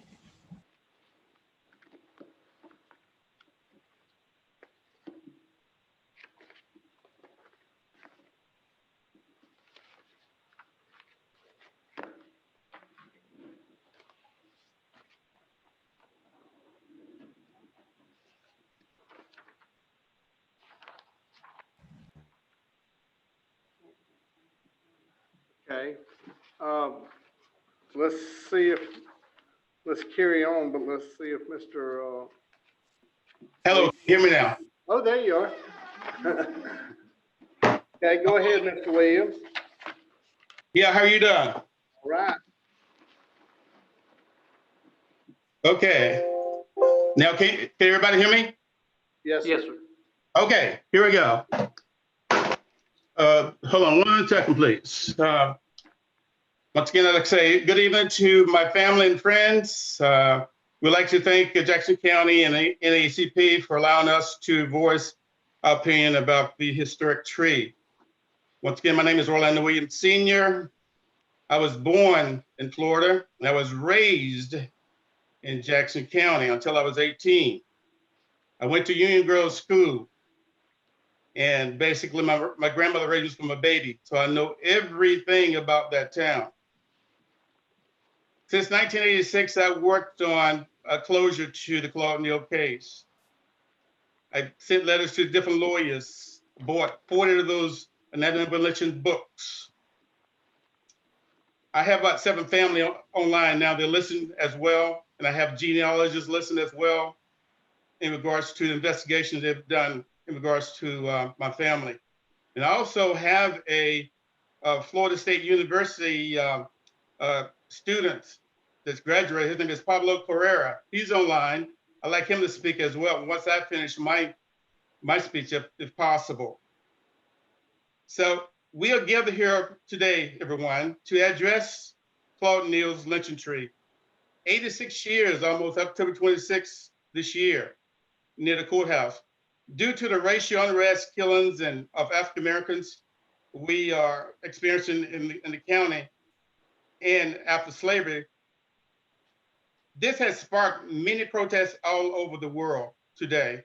Most Americans now see our pain and suffering we endured until now. My family feels the best course of action is to preserve this tree, this historic tree, and ask the Jackson County to build memorial around this tree in Claude Neal's honor. This will bring revenue and tourism and jobs also to this county. I understand there's some changes coming to Jackson County. When I hear through the grapevine, there's I guess you're talking about a new, putting up a museum, which would enhance tourism as well, which would tell the story of this county. As also part of our agreement with Action the Lawmakers, probably to, at some point, think of a claims bill to compensate the descendants of my family. Claude Neal was my mother's brother. Once again, Claude Neal was my mother's brother. My grandfather had 12 kids. Jeff Neal, who died the same year as Claude Neal. All my family had to change their name to Smith. Some have moved to Caryville, Chipley, and other parts of the state to avoid being killed by the mob, because guess what? The sheriff department put out a notice that anyone related to Claude Neal will be killed. My mother fled to Port St. Joe, where I was born. My mother went through a traumatic situation. She was so in a traumatic situation that she had 5 kids. She would bring us from Port St. Joe, my sister and I, to live with my grandmother that raised me from a baby. And then she'd get into her traumatic situation about her brother was killed, and she started crying because she had to run through the woods to dodge the mob. I never knew my mother. My mother died when I was 14 years old. She was killed in Port St. Joe, by the way. So did all my brothers. My brother was killed in Tampa. One of my brothers was beaten up in Gulf County in 1957. He lost his mind. The sheriff department took him to the place called Chattahoochee. He lived there, he stayed there from 1957 to 1972. He died in California after my sister in California took him there because my grandmother couldn't tend to him. So that tells you about the history of Florida, what they did to my family in general, and me, because it had an adverse effect on me. I had to drop out of school in the 11th grade. I came to Virginia, I've been here ever since. But I've been working on the case to get a closure to what happened to my family there. And right now, I appreciate the gentlemen that spoke about this tree not being cut down, of course. What they should do is to take those 7,500 petitions and hand carry it to the United States government for reparation for all the African Americans that suffered for 401 years in this country until today. We got to start where it all started. The reform of the police department. Guess what? The sheriff department was involved in killing Claude Neal. And also the Cox family. Cox family was involved as well, because when Claude Neal's daughter died a few years ago, her mother, also, her name was Jo, they worked for the Cox family as well until she died. So it tells you the racial disparity that's going on in Jackson County. I grew up there, I knew it quite well, but my family feels this tree should be preserved, stay there. We want a memorial built around it in his honor, in reparation given to the descendants of this horrific murder of my uncle. I would like to bring on, if need be, Mr. Pablo Pereira, if he's there. Are you there, sir? Yes, I'm here. Can you hear me? Yes, sir. Yes, sir. Tell your story, sir. Hello, everyone. Thank you for having me. My name is Pablo Correa, doctoral, PhD, graduated in Florida State University. I'm currently a program director now at University of St. Joseph for media and digital communications. While working at FSU, I did a dissertation on the Claude Neal lynching and about how Walter White and the NAACP used this lynching strategically and rhetorically for anti-lynching legislation, and how this is in fact arguably one of the most horrific lynchings in American history. So my dissertation went into statistics in order to put lynching into historical and cultural context. We went into statistics of frequency and location of lynchings, newspaper reports and media representations of lynching, ritualisms in lynching, the NAACP anti-lynching legislation, the Dyer Bill, the Costigan Wagner Bill of 1934, the actual lynching of Claude Neal, newspaper accounts and correspondence of Claude Neal's lynching, also with Governor Schultz and Jesse Daniel Ames. We did look closely at Howard Kester's investigation of the NAACP, newspaper accounts, like I said, Dale Cox also, and James McGovern's books, as well as the 1935 campaign for anti-lynching legislation led by Walter White, and also exhibition of Claude Neal, where art and activism collide, so to speak, and also subcommittee hearings on the judiciary, the 1935 Costigan Wagner Bill, and 1935 congressional debate, which included also the 1935 debate in the Senate. And right now my dissertation kind of finished off with memory and the EGI Institute and public memory of the Claude Neal lynching. And we're currently working on a full-length feature documentary film, which is in the process of securing grant funding to complete the film. And I'm just in here in total support of Orlando Williams and the Neal and Smith families. Thank you. Okay. Thank you, gentlemen. Thank you, sir. Was that all of your presentation? That's the end of my presentation, sir. Thank you. Okay, thank you. Okay, at this time, we need to open it up for public. You don't have to open it up for public on Okay, this topic okay. because it's not a public hearing, but you Right. can open just for public comment in general for the agenda. That's what I'm saying, we're Yep, down on yep. the agenda. Right. Unless you want to do it after round table. Okay. Fred, if you, if the public is out there and would like to, speak, not necessarily on the items before, but, if you will, please open it up. And remember, you only have 3 minutes to speak. All right. For members of the public who would like to speak, you may use the raise hand feature on Zoom if you are joined via the phone or desktop. If you're called in Fred, via we telephone. losing you. Uh-oh. Can you hear me? Yes. If you're joined in via telephone, you may use the *9 feature to raise your hand. If you're joined in via computer or the Zoom app on a mobile device, you may also use the raise hand feature located on the screen. All right, first one is Drew Bennett. Hi, can you hear me? Yes, sir. Hello, Commissioner. Hello, Dr. Spires. I just wanted to tell you guys a quick story about my brother, Ben Bennett. I was born and raised in Marianna, just like he was, and he left off for Kenyon College, a top private university, and he was in class, in a U.S. history class, and the lynching of Claude Neal came up, and a kid in the room shouted out, "Hey, aren't you from Marianna?" And that was the first time my brother had ever heard of the case. And he's not the only one. When people tell you that he's not the only one and that that's a common occurrence, it is.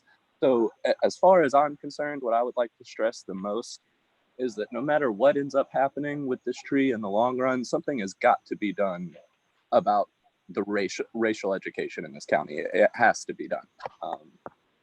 That's my 2 cents. That's what I would like to say. So thank you. Okay, thank you.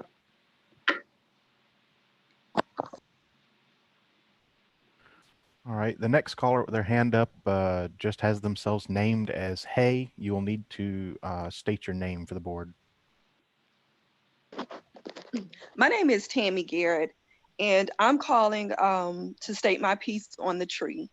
With all due respect to Claude Neal's family, I want to respectfully say for the majority of the African American citizens of Jackson County, we definitely feel like this tree should come down. That lynching not only affected Claude Neal's family, but it affected every Black family within Jackson County. A lot of racism still goes on today, and we have to start somewhere. The tree coming down and a statue being erected is a great idea. So I speak for the other African American citizens that would like to see something done. I also agree with the education portion, where a lot of our history is not taught in the school system, and it needs to be. That's the only way we can heal from it and unite as a community, both Blacks and whites coming together is when we know our history and we confront it and agree to move on in a positive and a peaceful and a united way. So again, my point is to speak for the other African American citizens that are offended by the lynching tree as it is. Thank you. Thank you, Ms. Garrett. All right, the next caller is Rosa Pollock. To the board members.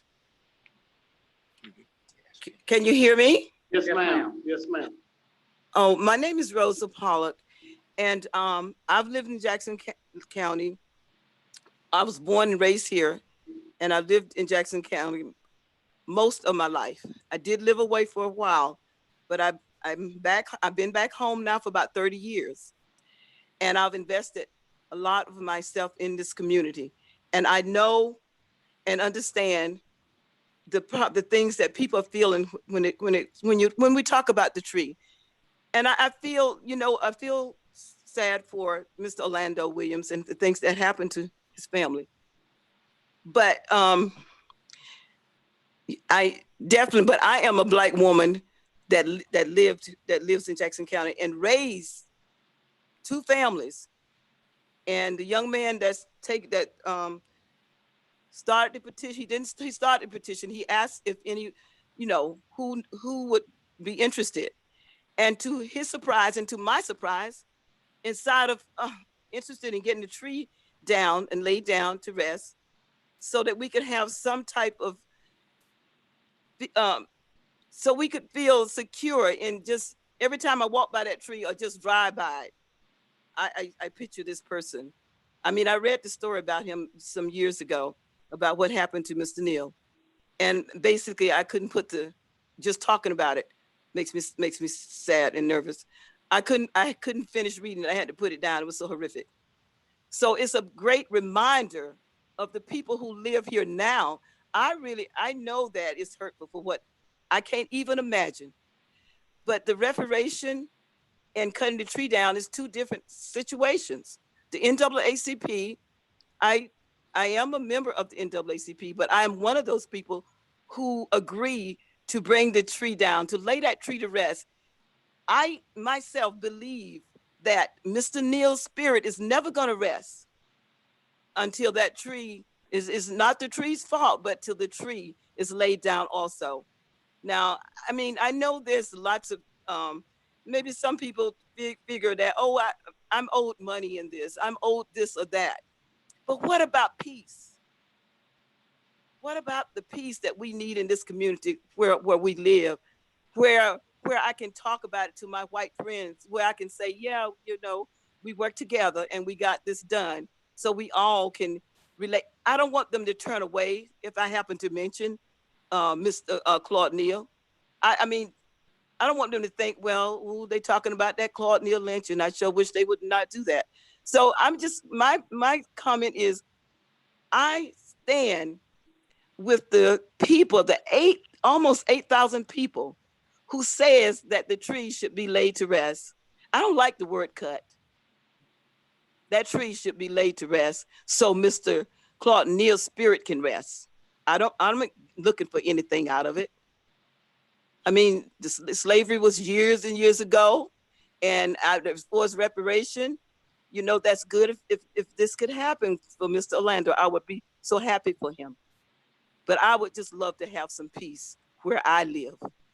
And thank you for listening to me, commissioners. Thank you, Ms. Pollock.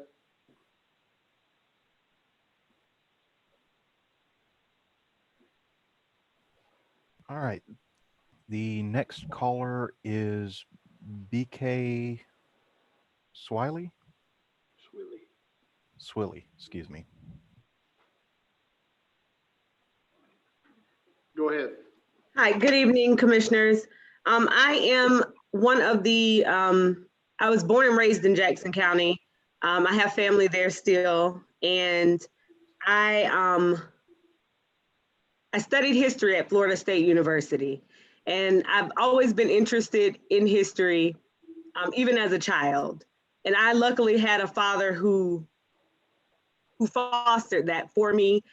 And I just wanted to call in to say that with all the unrest that's going on in the United States of America right now, and people seeming to wake up to the racial injustice that's being experienced by African Americans, and that has been, I would like to see my hometown be right there and make progress along with everyone else that's making progress.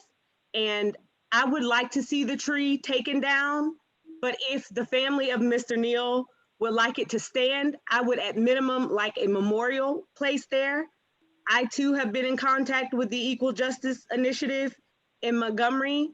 There's a marker there with Mr. Neal's name on it, as well as the other 8 people who were lynched in Jackson County. And I think it would just be a good thing for us to finally acknowledge our past and to move on from it. And also just the historical aspect, you know, that's one of the things that Marianna is known for. And while there's shame in it, we should not be ashamed to discuss it as it is, honestly and truthfully, and move forward. Thank you. Okay. Thank you, ma'am. The next caller is Jill Berquist. Go ahead. Thank you. Can you hear me? Yes, ma'am. All right, first of all, I want to thank you for the amount of time that you've devoted to this issue tonight. Just hearing all these voices makes you way showers in moving us forward towards reconciliation and restoration. The fact that people have brought this out in the public and are discussing this loud and clear, all of you who sit at the table and persons who have come on both sides that's a great movement forward for Jackson County. And I've sat here watching these proceedings tonight, shaking with pride in my county. I want to tell you very quickly, I have visited the Equal Justice Initiative in Montgomery. It's on a slave block where slaves were housed before they went out to auction, and you walk on that cement. And there are all kinds of displays, but there's an interactive table where all the lynchings which have taken place since Jim Crow in the South there's little dots all over the map. And some of them you can touch and they become interactive. And the largest one is the Claude Neal lynching. Then you move into a place where you can find your state and your county, and the names of all the people who were lynched in that county are hanging from the ceiling. And you walk through this, it's a very somber thing, but some of those have changed color. Because if the county goes through the reconciliation process, then you take the front plaque down and move it, say, below your lynching tree or to the spot where your lynching tree once stood, and acknowledge that you have come together as a community to recognize that pain, to ask for forgiveness, to give forgiveness, to work on restoration, and to move forward in a new day.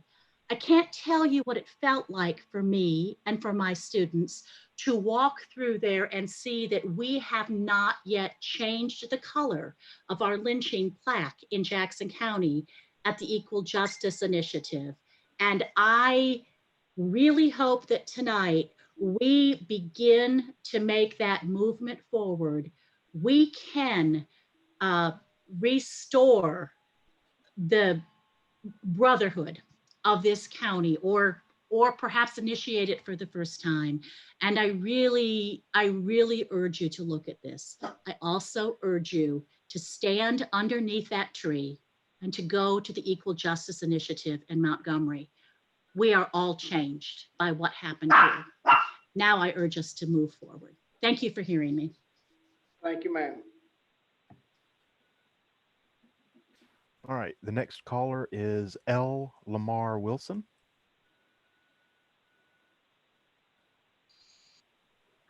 Go ahead, Mr. Wilson. Hi, can you hear me? Yes. Okay. I am a native of Florida and have been here every day of my life since I left spiritually. My family goes back to the founding of this town. You may know my name because I was a part of trying to initiate a conversation a couple of years ago, and I want to echo Ms. Berquist and say that I'm grateful that we are here finally having a conversation that we've refused to have. The only thing that I have to add is that our silence is not protecting us. It is embarrassing us around the world, and it is allowing other people to tell our story and not tell the truth.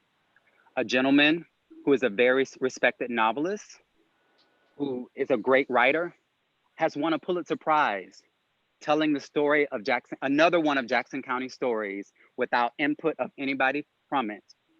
And he's being rewarded, and the perception of our county is being shaped by other people who have no investment other than their creative energies. Everything that I do creatively, except for their personal creative advancement. So I'm saying to you that those of us who are here participating in this conversation, Darian, Mr. Orlando, all of us have a vested interest in finally being in control of the narrative. And there are stories that we can celebrate of resilience, of artistic production, of all kinds of wonderful stories that are waiting to be told for and by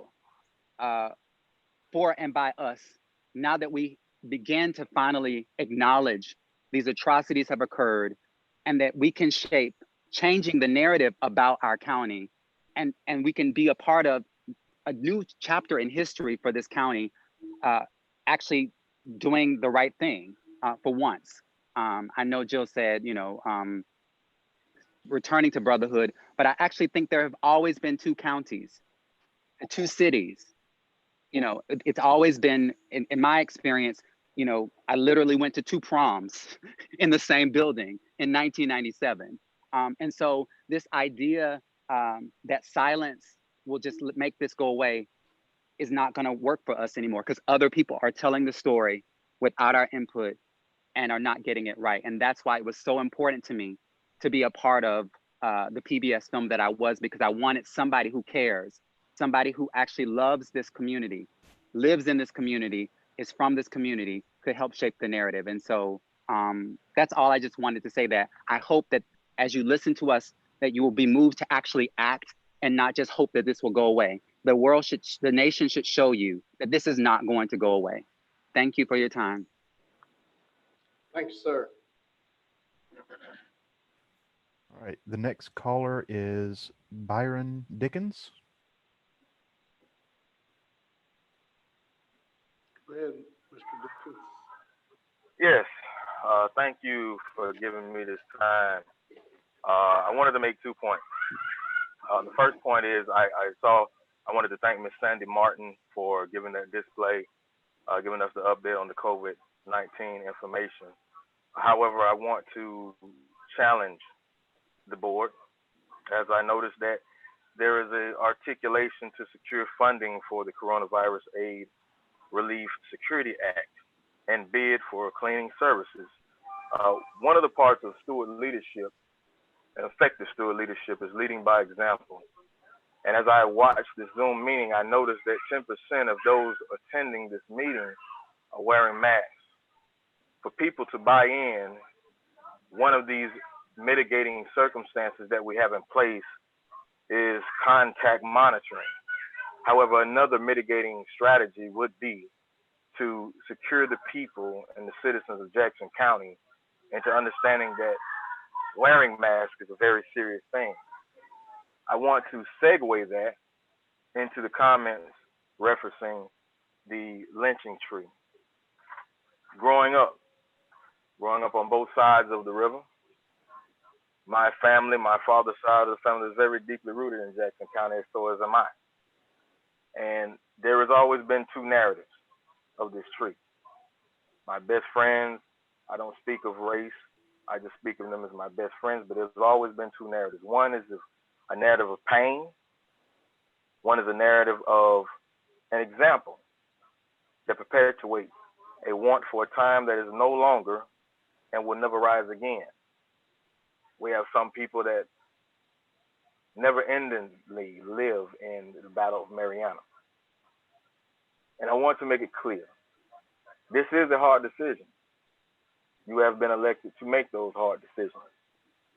So I ask that you listen to the people, not make your decisions based on your own personal interests, but still listen to all of the narratives and all of the people's wants.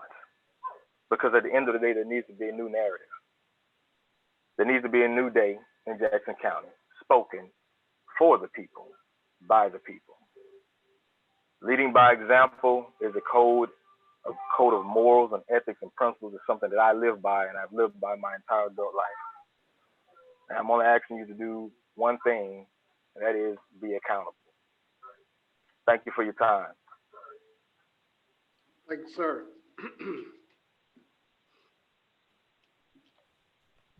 All right, the next caller is Allison Thielen.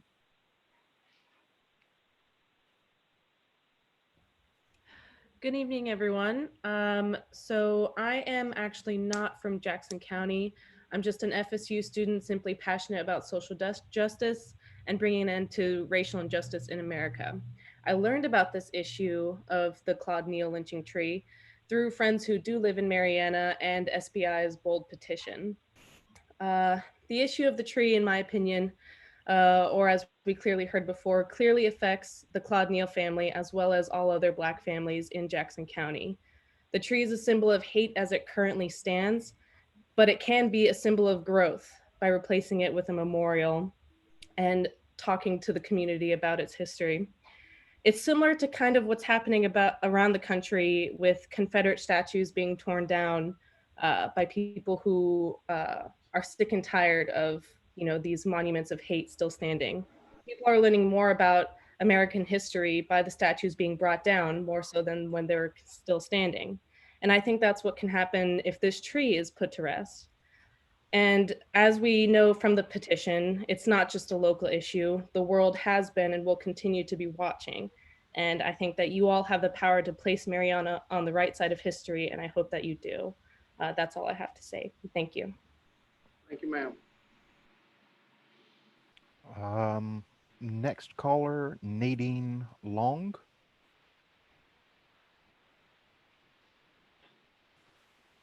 Yes. Good evening, board. Can you hear me? Yes, ma'am. Yes.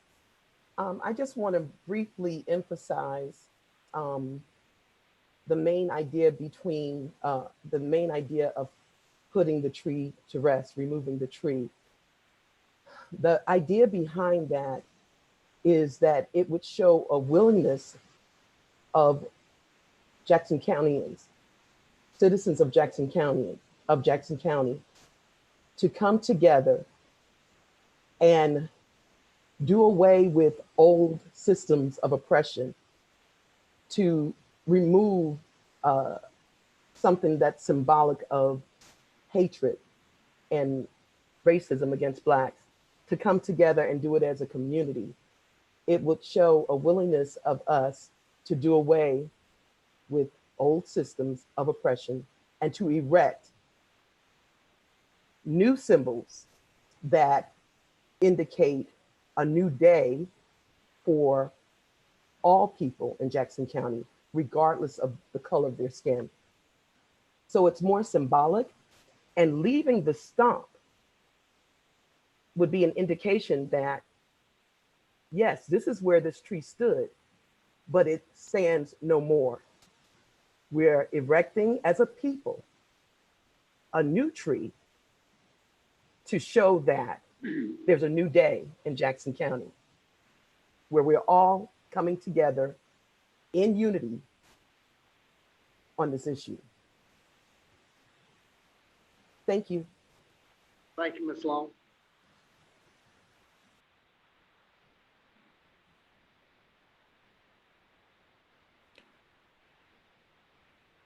All right, I see no other callers with their hands up at this time. Okay. We'll move on to our roundtable, and we'll start with Ms. Williams. Michelle's also on the line. I was just Oh, okay. I'm sorry. We'll get, yeah. Michelle, you're on the line. Do you have anything? I don't have anything. Sorry, I missed you. That's okay. Okay, Ms. Willan. Just one item. We need an additional $100 in petty cash for Blue Springs. We're running out of $1 bills, no matter how they seem to work it. We need an additional $100. So moved, Mr. Chairman. Okay, got a motion by Commissioner Peacock, a second by Commissioner Lockie. All in favor, raise your right hand. All opposed? That was increase the cash flow by $100. Motion carried 5-0. Ms. Willan, do you have? That was it. Sorry. That's it? Commissioner Peacock. Mr. Chairman, Yes, sir. I'd like to make a motion that we go out for an RFQ for engineering services to get the new dirt pit permitted. Motion. That's your motion? That's my motion. Okay, we got a motion by Commissioner Peacock, second by Commissioner Lockie. Would that not fall under our continuing engineering thing in the next rotation? Or? Well, Mr.